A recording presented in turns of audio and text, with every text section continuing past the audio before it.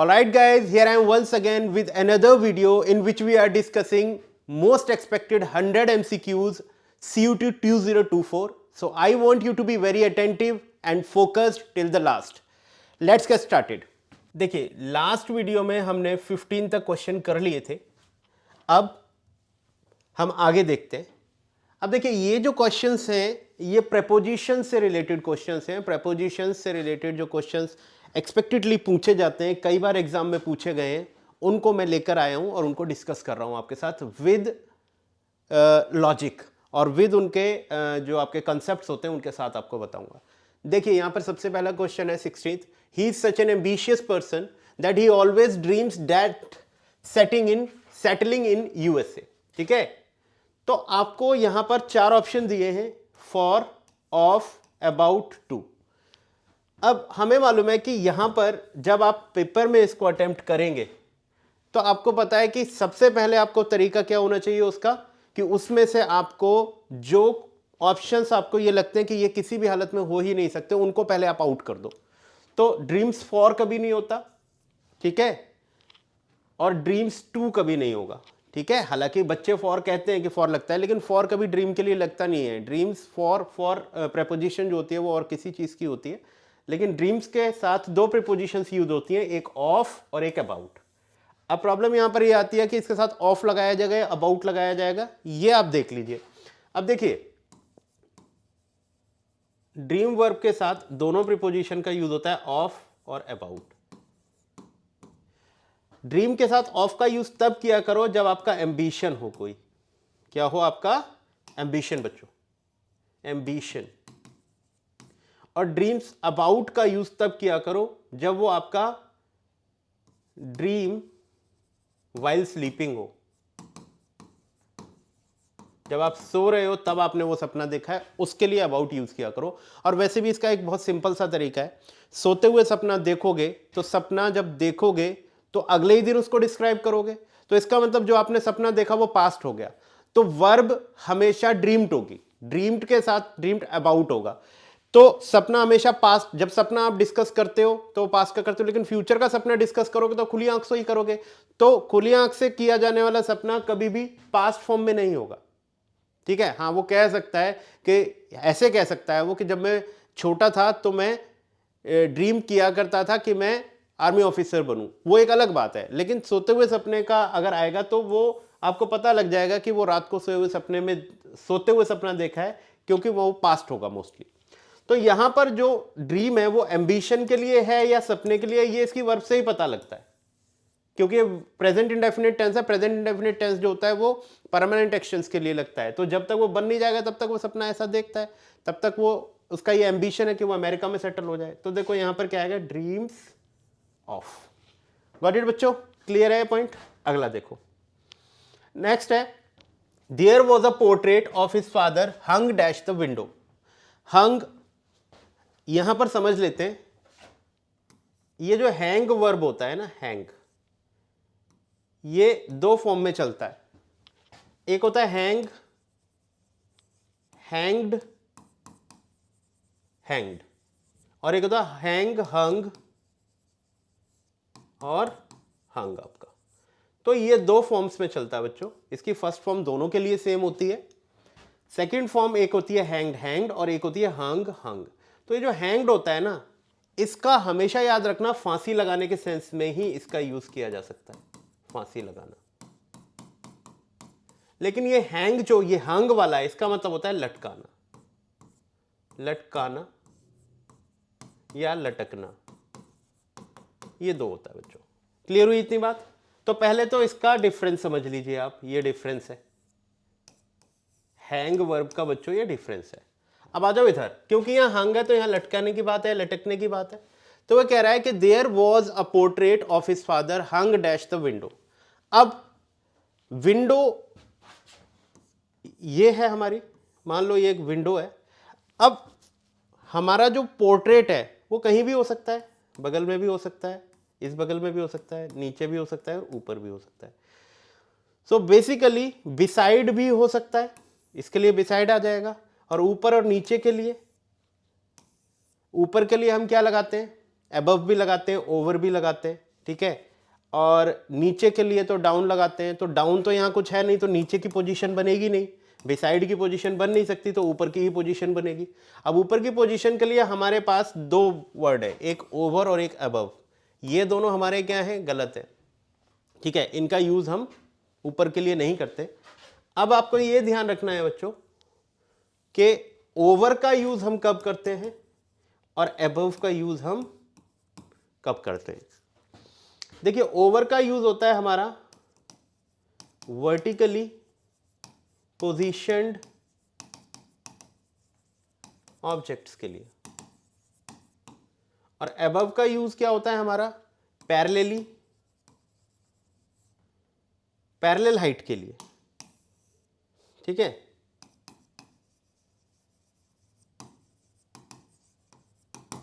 Parallel height के लिए। अब आपको यह ध्यान रखना है, पैरेलल हाइट क्या होती है समझा देता हूं। मान लीजिए यहां पर ये एक नदी बह रही है, जैसे मान लो ये एक नदी है, ठीक है, और इसके बगल में एक पूरा माउंटेन खड़ा हुआ है, ठीक है, ये माउंटेन है, ये माउंटेन, इस माउंटेन के नीचे नदी बह रही है, ठीक है। तो अब इसकी और इसकी हाइट पैरेलल हाइट है, मतलब नदी के जस्ट ऊपर नहीं है वो माउंटेन, नदी बगल में, माउंटेन के साइड में ऊंचा है। जैसे दो बिल्डिंग है, एक बिल्डिंग यहां खड़ी और एक बिल्डिंग यहां खड़ी है, तो पैरेलल हाइट होती है। अब यहां पर ना हम प्रूव नहीं कर सकते कि भाई वो जो आपकी तस्वीर है वो जस्ट इसके ऊपर टंगी हुई है, खिड़की के ऊपर, जिसमें हमारा वर्टिकल पोजीशन्ड ऑब्जेक्ट लगा हुआ है, या फिर वो तस्वीर ऐसे कहीं लगी हुई है, मान लो विंडो यहाँ है, दीवार पे ही तस्वीर उसके क्या लगी है, पैरेलली हाइट में लगी है। तो याद रखें यहां पर आपका दोनों में से कोई भी आंसर हो सकता है, ठीक है, चाहे आप ओवर लिख दो चाहे आप अबव लिख दो, दोनों ही ठीक हो जाएंगे। लेकिन मोस्टली क्या होता है यहां पर देखा जाए तो, अगर वो ये कहता है कि उसका जो पोर्ट्रेट है वो जस्ट ऊपर है, तो यहां पर देखो वर्टिकली पोजीशन्ड है, ये दोनों के बीच में वर्टिकल गैप है, तो जब वर्टिकल गैप होता है तो ओवर का आंसर दिया करो, अबव यहां हम छोड़ देते हैं, ठीक है। चलिए ये क्लियर हो गया बच्चों, नेक्स्ट देखते हैं। The lady doctor has married dash a Hollywood actor, dash a Hollywood actor. अब देखो आपको ये ध्यान रखना है कि मैरी जो वर्ब होती है बच्चों, मैरी, इसके बारे में ध्यान रखोगे, मैरी जो वर्ब होती है वो क्या होती है, हमारी वर्ब ट्रांजिटिव होती है। मैरी वर्ब बच्चों हमारी क्या होती है, ट्रांजिटिव। तो जो ट्रांजिटिव वर्ब्स होती है ना, उनके बाद प्रीपोजिशंस नहीं लिखी जाती है, गॉट इट। तो आपको ये ध्यान रखना है कि मैरी वर्ब के साथ अगर ये ट्रांजिटिव वर्ब है तो इसके साथ कोई प्रीपोजिशन यूज नहीं होती। अब बात ये होती है कि मैरी वर्ब अगर वर्ब है तब वो ट्रांजिटिव होगी, तब उसके साथ कोई वर्ब का तो कोई प्रीपोजिशन का आप यूज नहीं करोगे। लेकिन अगर मैरी जो है वो मैरिड है, और मैरिड क्या है, एक स्टेट है, स्टेट समझ रहे हो आप, किसी व्यक्ति की स्टेट, जैसे कहते हैं ना वो शादीशुदा है, ही इज मैरिड, तो यहां पर बी फॉर्म लगी है मैरी के साथ। जब भी मैरिड से पहले कोई बी फॉर्म लगी हो, बी फॉर्म कोई भी हो सकती है, is, am, are, was, were, being या बीन, इसमें से कोई भी बी फॉर्म लगी हो मैरिड वर्ब से पहले, तो ये हमारा क्या बन जाता है बच्चों, पास्ट पार्टिसिपल, पास्ट पार्टिसिपल। तो जब ये पास्ट पार्टिसिपल होता है तब ये वर्ब नहीं होता, past participle as an adjective काम करता है, और एडजेक्टिव कभी ट्रांजिटिव नहीं होते। तो एडजेक्टिव के बाद अगर नाउन लिखोगे तो वो एडजेक्टिव तो अपने सब्जेक्ट के लिए लगा हुआ है, जबकि आगे वाले नाउन को हमें किसी ना किसी का ऑब्जेक्ट बनाना है, तो दूसरे ऑब्जेक्ट इंग्लिश में हमेशा प्रीपोजिशन के होते हैं। तो आप ध्यान रखें कि मैरिड वर्ब के साथ हमेशा टू प्रीपोजिशन का यूज किया जाता है, विद का यूज कभी नहीं किया जाता, विद हमेशा गलत होता है मैरी के साथ, तो इसलिए विद का यूज कभी ना करें। मैरिड के साथ अगर स्टेट बन रही है तो उसके साथ हमेशा टू का यूज करें। तो ये क्लियर है बात, विद नहीं आएगा, फ्रॉम नहीं आएगा, लॉन्ग विद नहीं आएगा, टू आंसर है इसका। तो यहां पर क्या आ जाएगा बच्चों, टू, गेट इट। नेक्स्ट देखते हैं बेटा, he has been issued a cheque dash $1000। अब आपको ये समझना है कि यहां पर अबाउट या बाय तो हमारा सीधा सीधा खत्म हो जाता है, आप सबको बताया ना, तो अबाउट आएगा ना बाय आएगा। ज्यादातर बच्चे कंफ्यूज होते हैं ऑफ को लेकर और फॉर को लेकर, तो आप ये बात समझ लें कि यहां पर ऑफ भी नहीं आएगा बेटा, यहां पर आएगा आंसर फॉर। क्यों? क्योंकि जब भी आपका एक्सचेंज करते हो आप कोई चीज, एक्सचेंज या फिर सब्स्टिट्यूट शो करते हो, तो एक्सचेंज या सब्स्टिट्यूशन की प्रेपोजिशन फॉर होती है। ठीक है, ये प्रेपोजिशन का कॉन्सेप्ट है। प्रेपोजिशन आप पढ़ोगे ढंग से, किसी से किताब से, किसी अच्छे टीचर से पढ़ेंगे आप, तो ये बात बहुत नॉर्मल है, ये सब चीजें पढ़ाई जाती हैं। ठीक है, तो हमारी सब्स्टिट्यूशन की प्रेपोजिशन या एक्सचेंज करने की प्रेपोजिशन फॉर हुआ करती है। इसका एक बहुत फेमस एग्जांपल दे देता हूं मैं आप लोगों को। जो मुथूट फाइनेंस होता है वहां पर लिखा होता है कैश फॉर गोल्ड, ऐसे लिखा होता है। तो वो कहता है कि गोल्ड दो और कैश लो, यानी कहता है कैश के एक्सचेंज में गोल्ड, कैश का सब्स्टिट्यूट गोल्ड। तो फॉर प्रेपोजिशन सब्स्टिट्यूशन की भी होती है और एक्सचेंज करने की भी होती है। तो देखो यहां पर चेक के बदले आपको $1000 मिल रहे हैं, तो दिस इज क्या, एक्सचेंज या फिर सब्स्टिट्यूट। तो यहां पर फॉर लगाओगे आप, तो फॉर हो गया इसका प्रेपोजिशन। गॉट इट बच्चों? चलिए नेक्स्ट देखते हैं। चलिए अब जो अगला पार्ट है वो हमारा इडियम्स एंड फ्रेजेस का है। हमारे सीयूईटी में इडियम्स फ्रेजेस भी कम से कम 2 से 4 नंबर के पूछे जाते हैं, तो ये बहुत इंपॉर्टेंट इडियम्स है, हर एग्जाम में लगभग पूछे गए हैं, तो इनको बड़ा ध्यान से समझेंगे आप। इडियम्स और फ्रेजेस अगर मैं हिंदी में बात करूं तो जिन्हें मुहावरे कहते हैं, ऐसे इंग्लिश में ही होते हैं, इनके अपने क्या होते हैं, इंप्लाइड मीनिंग्स होते हैं, तो आप उनको समझना है आपको। देखिए, to make clean breast of, to make clean breast of, to make clean breast of का मतलब होता है टू कन्फेस विदाउट रिग्रेट और हेजिटेशन। बात समझ में आ रही है बच्चों? इसका मतलब क्या हुआ कि आपने किसी भी गलती जो आपने करी उसको बिना किसी हेजिटेशन या बिना किसी रिग्रेट के आपने उसको क्या कर लिया, कन्फेस कर लिया। कि जैसे आपने कोई गलत काम किया, गलत काम करने के बाद कुछ लोग क्या करते हैं, कुछ लोग क्या, मोस्टली लोग क्या करते हैं, उसको छुपा ले जाते हैं कि वो बताते हैं कि भाई मैंने नहीं किया। लेकिन जब आपने कोई गलत काम किया और उसको बिना रिग्रेट और बिना हेजिटेशन के आप क्या कर लेते हो, एक्सेप्ट कर लेते हो कि हाँ मैंने ही किया है, तो उसको कहते हैं to make clean breast of. तो इसका आंसर क्या हो जाएगा बच्चे, टू कन्फेस विदाउट रिग्रेट और हेजिटेशन। चलिए नेक्स्ट पे आते हैं बेटा। टू कैच अ टार्टर, कई बार पूछा गया ये पेपर में। टू कैच अ टार्टर का मतलब होता है शेर को सवा शेर मिलना, हिंदी में जिसे कहते हैं ना, शेर को सवा शेर मिल गया, या आप कहते हैं ना कि ये तो उसका भी बाप निकला। ठीक है, तो कहते हैं ना शेर को सवा शेर मिलना, तो उसको कहते हैं टू कैच अ टार्टर। तो ये नहीं है, ये नहीं है, टू ये नहीं है, तो ये deal with the person who is more than one's match, एक ऐसे बंदे से डील करना जो तुम्हारे से भी ज्यादा वो है, मोर देन वंस मैच, आपके बराबर से भी ज्यादा हुआ, तो इसको कहते हैं टू कैच अ टार्टर। ठीक है, शेर को सवा शेर मिलना। ठीक है, नेक्स्ट देखिए बच्चों, टू क्राई वॉल्फ, तो ये तो आपको पता ही है कि ये कहानी पर बेस्ड है, कि जहां पर एक लड़का था, डेली रात को गांव वालों के पास जाकर चिल्लाता था कि शेर आया, शेर आया। ठीक है, गांव वाले आते थे भाग के, लेकिन वो बाद में उनको कहता था मैं तो मजाक कर रहा हूं। तो जब रियलिटी में शेर आता है तो तब कोई गांव वाला नहीं आता, क्योंकि उनको लगता था कि ये मजाक कर रहा है। तो टू क्राई अ वॉल्फ का मतलब है to give a false alarm, to give a false alarm मतलब झूठा अलार्म देना किसी चीज को। तो ये तीनों हमारे आंसर ना होके ये हो जाएगा हमारा। Got it? नेक्स्ट देखते हैं, to play a second fiddle.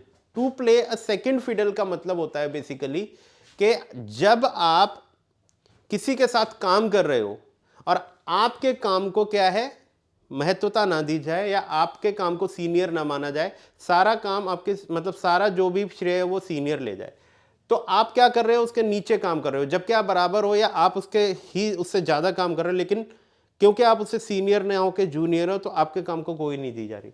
ठीक है, तो अगर to do back seat driving नहीं होगा, to reduce importance of one's seniority.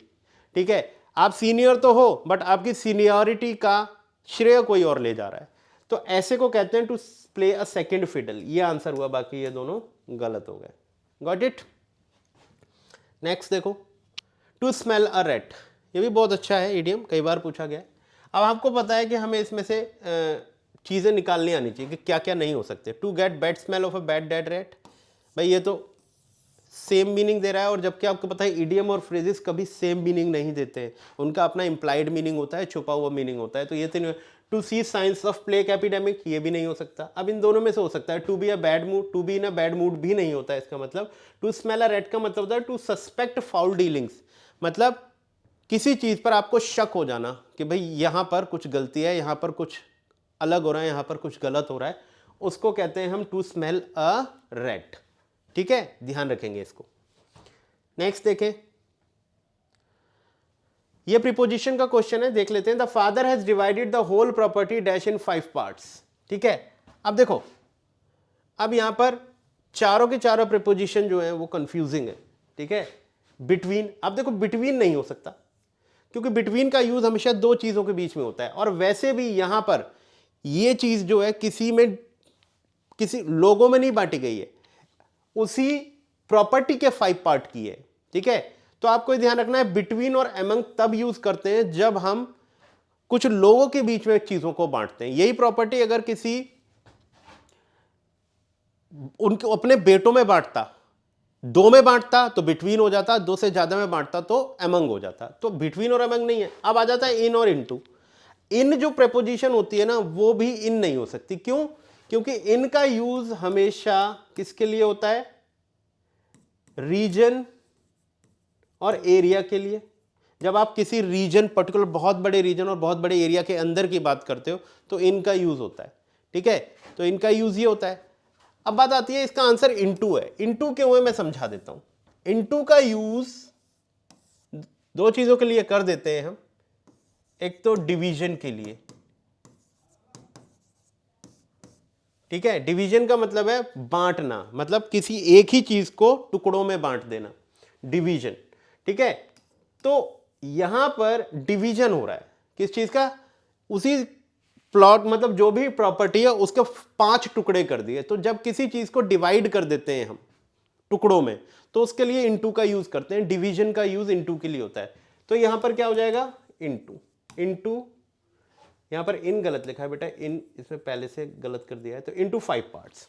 ठीक है, तो आपको ध्यान रखना है जब भी किसी चीज को हम डिवाइड करते हैं, डिवीजन हो जाता है जब किसी चीज का, तो उसके लिए इनटू का यूज होता है। तो डिवीजन हो रहा है यहां पर चीज का, तो यहां पर हो जाएगा इनटू 5 पार्ट्स। तो the father has divided the whole property into 5 parts. अगर यही बात होती कि the father has divided the whole property dash his 2 sons, तो अब ये बेटों में बांट रहा है, तो यहां क्या हो जाता? बिटवीन। बिटवीन। और अगर यहां होता 5 सन्स तो यहां हो जाता अमंग। तो बिटवीन और अमंग तो लोगों के बीच में जब चीजें बढ़ती हैं उसके लिए यूज होता है, लेकिन जब एक ही चीज को टुकड़ों में डिवाइड कर दिया जाता है तो वो डिवीजन हो जाता है। तो डिवीजन की प्रीपोजिशन इनटू होती है, इसलिए हमने यहां पर इनटू का यूज किया है। Got it? चलिए, अब अगला देखते हैं बेटा।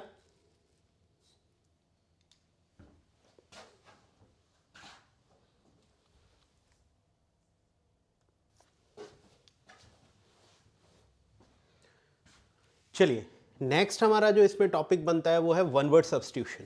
ठीक है, वन वर्ड सब्स्टिट्यूशन में क्या होता है कि एक पूरा सेंटेंस होता है, उस पूरे सेंटेंस का एक वर्ड होता है। ठीक है, आप लोगों ने पढ़ा होगा, मे बी आपने अगर अपने स्कूल्स में नहीं पढ़ा होगा तो अब जब भी आप कंपटीशन के लिए बैठेंगे वहाँ ही आपको नॉर्मली दिखाई पड़ेगा। देखो, person who files a suit.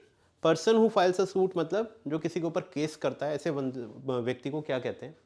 Accused तो नहीं हो सकता, क्योंकि एक्यूज्ड कौन होता है? जिसने कोई क्राइम किया होता है और उसके ऊपर उसका इल्जाम होता है, उसको एक्यूज्ड कहते हैं।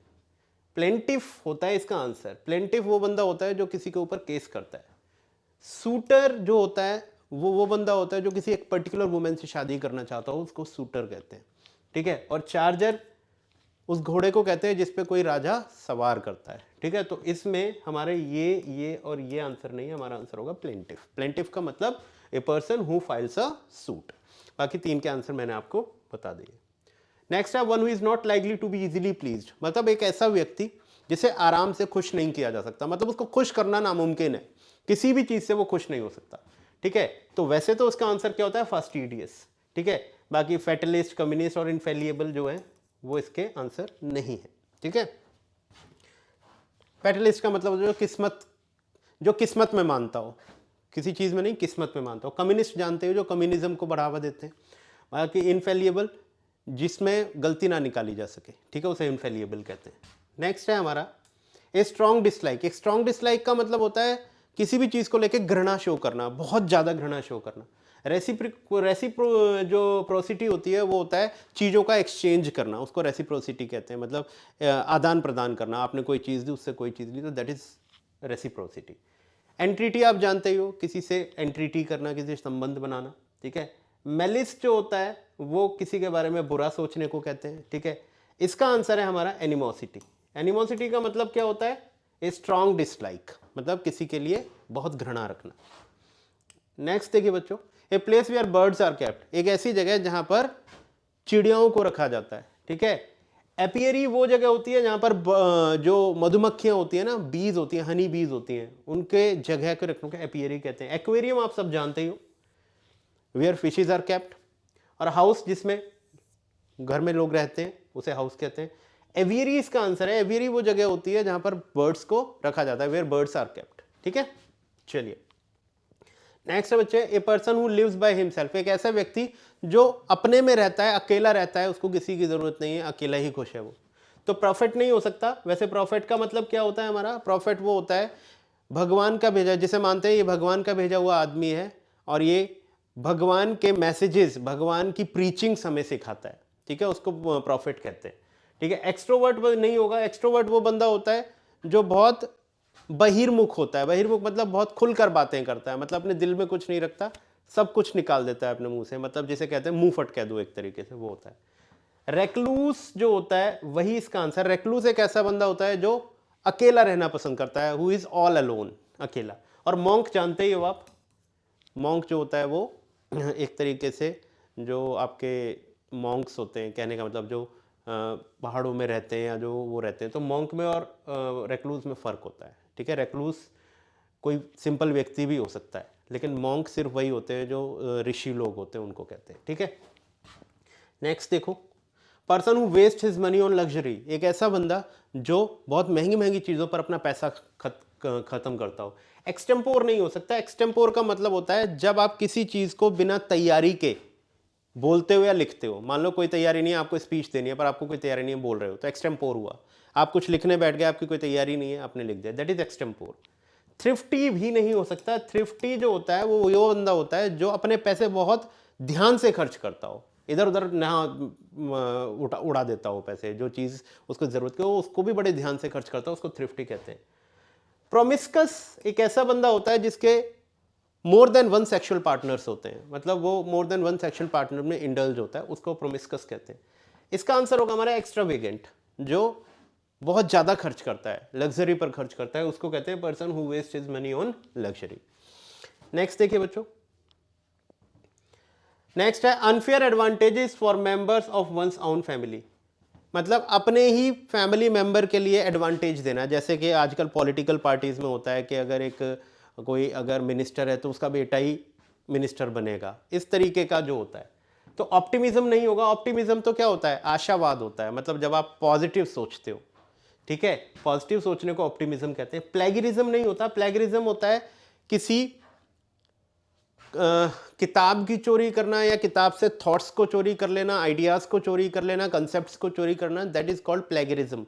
मान लो कोई किताब है और मैंने भी एक किताब लिख दी, लेकिन वो किताब मैंने उस किताब की कॉपी कर दी, तो दैट इज प्लेगरिज्म, ठीक है। इसका आंसर है नेपोटिज्म। नेपोटिज्म मतलब भाई भतीजावाज, मतलब मेरा अगर मैं कोई अच्छे पोस्ट पर बैठा हूं तो मेरी ही फैमिली का कोई बंदा बैठेगा, दैट इज कॉल्ड नेपोटिज्म, और वही ये पूछ रहा है। रीजनलिज्म, जो रीजन मतलब ये बेसिकली पॉलिटिक्स से रिलेटेड होता है, ठीक है। नेक्स्ट देखिए बच्चे, science regarding principle of classification. ऐसी साइंस जिसमें क्लासिफिकेशन ऑफ क्या होता है, क्लासिफिकेशन देते हैं, प्रिंसिपल्स होते हैं, उस साइंस को कहते हैं। देखो टैक्सीडर्मी नहीं होता। टैक्सीडर्मी होता है जो पशुओं की खाल से रिलेटेड होता है, ठीक है। टैक्सीडर्म क्या है? स्किन से रिलेटेड है। जो पशुओं की खाल में के बिजनेस में डील करते हैं उसको टैक्सीडर्मी कहते हैं।